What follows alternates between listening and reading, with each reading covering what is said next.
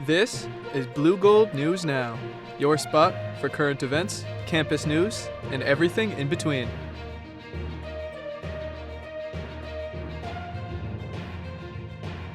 Now live from Tower Studio, it's BNN with your hosts, Elizabeth Lindahl and Samantha Burnett.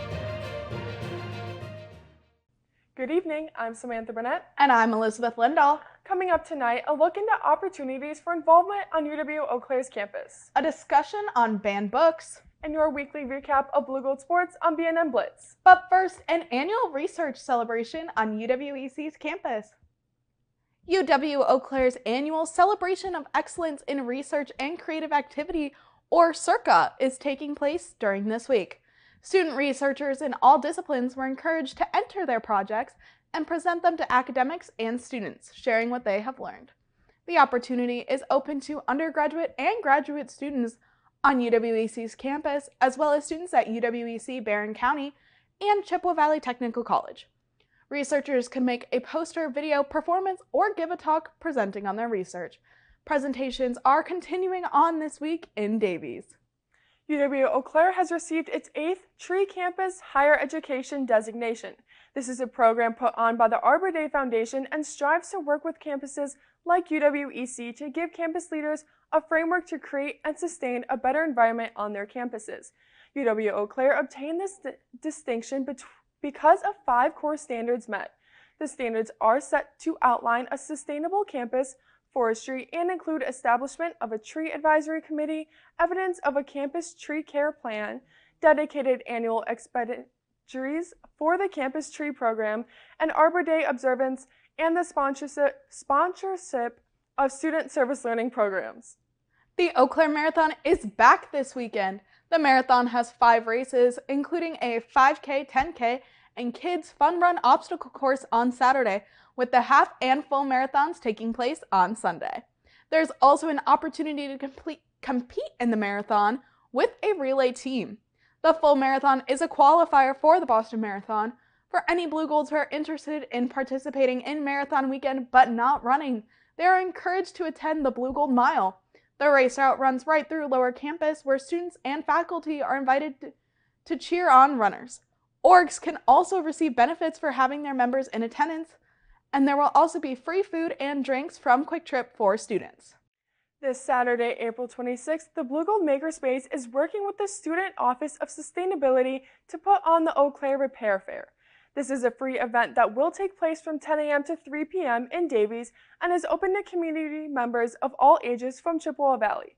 At this event, you can sharpen your skills or learn new ones focused on knitting, darning, mending, stuffed animal repair, and more. Well, BNN will be right back after this break. Stick around for your weather forecast and an update on Blugold Sports on BNN Blitz. Do you need the closer? It's time. Bring in the closer. Alright, listen. Multiple choice versus short answer. Watch the curveball on question 8, alright? This teacher's a hard grader and it's a trick question, alright? Canvas is yours.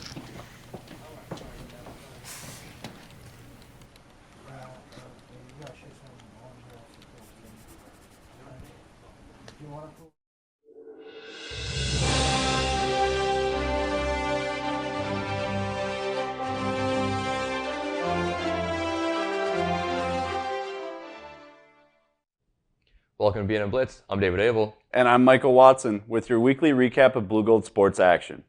Regan Werner reached a major milestone for UW-Eau Claire women's lacrosse on April 19th, scoring her 100th career goal in a win over UW Stout. The achievement marks a standout moment in a season filled with strong performances from the Blugolds. Just 3 days later, Blugold Athletics announced a leadership change within the program. Head coach Michael Rondovi has departed, and assistant coach Courtney Paul has been named interim head coach for the remainder of the season. On Saturday, April 19th, Blugold softball traveled down to Whitewater to take on the Warhawks in some doubleheader action. Claire Beck took the mound for the Blugolds in the first game. She pitched 3 innings, allowing 2 runs with only 1 strikeout. Down 4-0, Haley Hagendorn hit a sacrifice fly to score Paige Lathrop in the 6th inning. Whitewater was able to hold the Blugolds offense the rest of the way and win 4-1. In Game 2, the Blugolds sent out J.C. Schultz to pitch, who had the lowest ERA on the team of 1.73. Schultz did not disappoint. She threw a 100-pitch shutout, walking just one batter. She got enough run support from her offense as the Blugolds had 11 hits. Molly Marcourt had 2 extra base hits, one being an RBI double in the 5th and a solo home run in the 7th for good measure. The Blugolds were able to shut out the Warhawks 3-0, winning their first game against them in over 10 years. The UW-Eau Claire men's tennis team secured a 7-0 victory over Hamline University on April 19th at the John and Faye Menard YMCA Tennis Center. The Blugolds dominated the match, winning 2 of 3 double contests and sweeping all 6 singles in straight sets. Senior Ethan Wurtzel contributed to the team's success with a 7-5, 6-2 win at number 1 singles. On April 22nd, Wurtzel was named UW-Eau Claire's Athlete of the Week, recognizing his performance in the match against Hamline. On April 18th and 19th, men's golf participated in the Bobby Craig Invitational against 14 teams in Le Sueur and New Prague, Minnesota. Through the first 2 rounds at the Le Sueur Country Club, the team was 22 over par, which was good for second place. Corey Berner finished his first round 2 over par, notching a birdie on the par 5 hole 16. He followed up his first round performance, scoring 1 under and securing 3 birdies on the back 9 heading into Saturday and the last round. Borner was the leader by 1 stroke, taking on the second course of the tournament, New Prague. Borner wasn't able to secure the win. Borner shot 8 over in the 3rd round, finishing 6th overall. Blugold Nick Antmas secured a 5th place finish, scoring 4 over on the last day, and was able to get 2 birdies on the back 9. As a team, the Blugolds shot 18 over, securing a 2nd place finish. On April 25th and 26th, the Blugolds will take a trip down to Decatur, Illinois, and will play in the Take Back the Night Challenge.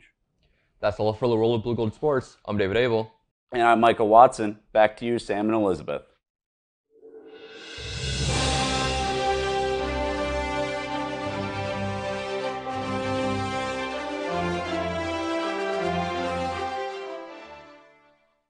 Thanks, David and Michael. Looks like the Blugolds are rounding out the semester well. It really does. And also to round out our year, Evan is back this week with a look at some warmer weather for the end of the semester. Over to you, Evan. Thank you, Sam and Elizabeth. Good evening. I'm Evan Rosnick with your weather report tonight. Looks like Puxatawney Phil is back on our side and ready to work with us to make some good weather for you. Although we've had some rain over the past couple days, today made up for it by being nice and sunny. We had an average temperature of 68 degrees with a high of 72 and a low of 45. I'd like to say it feels like summer could be coming early, but it's still April, and we still need to meet our rainfall quota so we can raise some pretty flowers next month. That rain over the past couple of days helped, but there's still some rain to come, so don't count on it being summer just yet. This week we'll have some nice spring weather, cooling it down to the 50s and 60s with some decent conditions. Friday, we'll see some partly sunny skies with a high of 58 and a low of 35. Saturday will bring us back into the 60s with a high of 65 and a low of 44 with mostly sunny weather. Sunday will have a high of 64 and a low of 55, bringing some clouds that will set up from some storms on Monday. Monday will warm up though, showing a high of 74 and a low of 56, which I personally think is pretty nice. I do like thunderstorms. And also, I do like the warm. Tuesday brings us back down to spring temperatures with a high of 58 degrees and a low of 39. And Wednesday will have a high of 61 and a low of 42, both showing partly cloudy weather. Around the region, we're still feeling the effects of this warm spring day. Eau Claire is residing at 64 degrees, and Chippewa Falls is a little bit cooler than that at 62 degrees. Menominee, Lake City, Red Wing, and Bloomington are all feeling a nice 63 degrees, while Minneapolis here is sitting at a cool 61 degrees. That's the weather for this week. Tune in next time to see what the month of May will bring us as we approach the final exams that I am very much dreading. With your BNN weather, I'm Evan Rosnick. Back to you, Elizabeth and Sam. Hi, I'm Evan Claymore, and I host Sounds of the Valley at UWEC's TV10 station. If you're anything like me, you love live music. Well, on my show, I take the live music and I give it to you. I take the finest musical talent from the Chippewa Valley area and I bring it directly to your screen. So if that sounds interesting, check it out at mytv10.uwec.edu or on our YouTube channel at UWEC TV10. Thanks, Evan. We have a special segment for you all tonight. Instead of our regular post show, BNN's own David Abel is back along with his group to talk about a class project on banned books. Across the country, the debate over access to books is heating up, and libraries are often in the center of the discussion. For many, the issue isn't about legality, but about availability. For a librarian, it means that we're restricting access. Does that mean it's illegal to have the book? No, but if we remove it from the shelves and we don't make it available to our patrons or our students, that is book banning. So how are decisions about book access made? The process starts with a formal review. We have a request for reconsideration policy and process, which basically that is the concerned person would complete a form so that there's a written record of what exactly the material is, what exactly they find inappropriate, along with some other information. And then that would go to the selector responsible for that area of the collection. Certain patterns have emerged in recent years, especially in the kinds of books being challenged. There have been some trends that have come up frequently over the past, I want to say, since about 2020 and onwards, 2019, 2020, and that is specifically challenges to books that are either authored by specific marginalized communities or have that as their primary subject. And while concerns used to be addressed on a one-on-one basis, the dynamic has shifted. One thing that we've noticed is that the conversations are no longer taking place between one concerned individual and one library staff member, which is where they would typically have started in the past. But we're seeing more group organized efforts to call out to their members and say, you should be approaching your library and asking for this book or these books to be banned. At the heart of the matter, librarians stress the importance of open access to ideas, regardless of whether we agree with them.